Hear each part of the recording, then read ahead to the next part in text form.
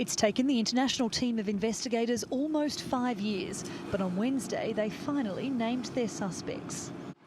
Igor Girkin, Sergey Dubinskiy, Oleg Pulatov and Leonid Kharchenko.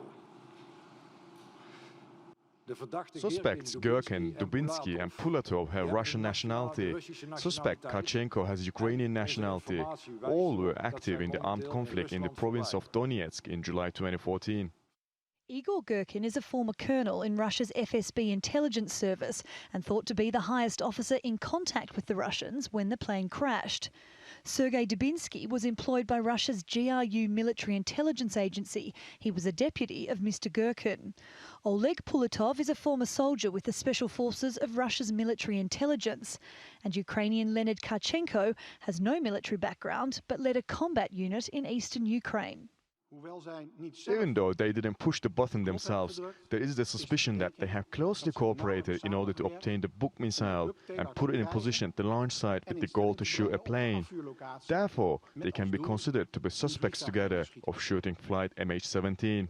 Passenger flight MH17 was en route from Amsterdam to Kuala Lumpur when it was shot down over rebel-held territory in eastern Ukraine.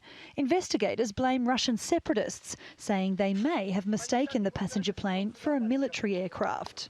Prosecutors believe a Russian-made Buk missile was used to bring down the plane and that it had been transported to Ukraine from a military base in the west of Russia. This is something Moscow denies. Thanks, mate. Yes.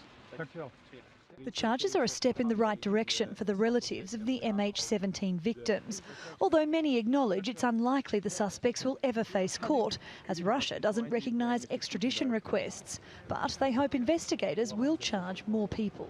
It's a start. Yeah, I'm satisfied with today. Do you blame someone personally? Yeah, Mr. Putin. How do you feel today?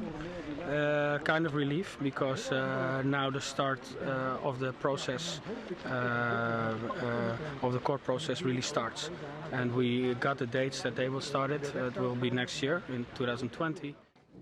Within minutes of being named, suspects Igor Girkin and Sergey Dubinskiy denied any involvement and announced they would not testify in court. For relatives of those killed, that reaction is hard to swallow, and it backs up the prosecutor's accusation on Wednesday that Russia's refusal to cooperate with the investigation is a slap in the face to the grieving families. Sarah Morris, TRT World.